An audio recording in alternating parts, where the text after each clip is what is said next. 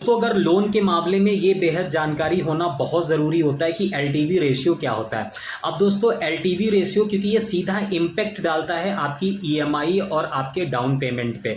अब दोस्तों LTV ratio क्या होता है, क्योंकि दोस्तों जब भी आप कोई car loan, home loan, personal loan वगैरह लेते हैं तो बैंक आपके मल्टीपल फैक्टर पे गौर करती है। उसमें से एक फैक्टर होता है आपका लोन टू वैल्यू रेशियो।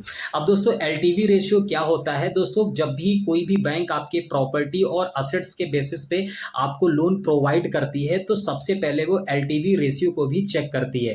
अब दोस्तों एलटीवी रेशियो कैसे चेक करती है, आइए समझते हैं। सबसे पहले आपको जितना बैंक के द्वारा लोन का अमाउंट प्रोवाइड किया जाता है उसको डिवाइडेशन किया जाता है आपकी असेट्स और प्रॉपर्टी की वैल्यू से, और इनटू 100 करके मल्टीप्लाई 100 करके इससे पता चल जाता है कि आपका एलटीवी रेशियो क्या है। एग्जाम्पल से दोस्तों समझते हैं कि जैसे कि आपको 35 लाख के आपका लोन अमाउंट बैंक ने अप्रूव किया और आपकी जो प्रॉपर्टी की वैल्यू है वो आपकी 50 लाख रुपए है, तो 50 लाख रुपए प्रॉपर्टी की वैल्यू है, तो इससे आपका 70% का लोन अप्रूवल होगा। मतलब कि बैंक आपको 70% लोन प्रोवाइड करेगी और 30% जो 30% है उसका जुगाड़ आपको खुद करना पड़ेगा, उसका इंतजाम आपको खुद करना पड़ेगा।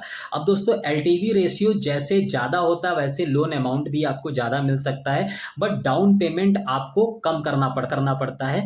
बट उसमें ईएमआई आपकी बढ़ जाती है। ईएमआई बढ़ने की वजह से बैंक को ज़्यादा रिस्क होता है, जिसकी वजह से इंटरेस्ट भी और ब्याज भी आपका ज़्यादा बढ़ जाता है। अगर आपका एलटीवी रेशियो कम होता है तो आपका लोन का अमाउंट कम होता है, लोन का अमाउंट कम होता है तो डाउन पेमेंट आपका ज़्यादा होता है। डाउन पेमेंट जब आपका ज़्यादा होता है तो ईएमआई आपकी कम होती है, ईएमआई कम होती है तो बैंक को रिस्क कम होता है, जिसकी वजह से इंटरेस्ट भी कम होता है।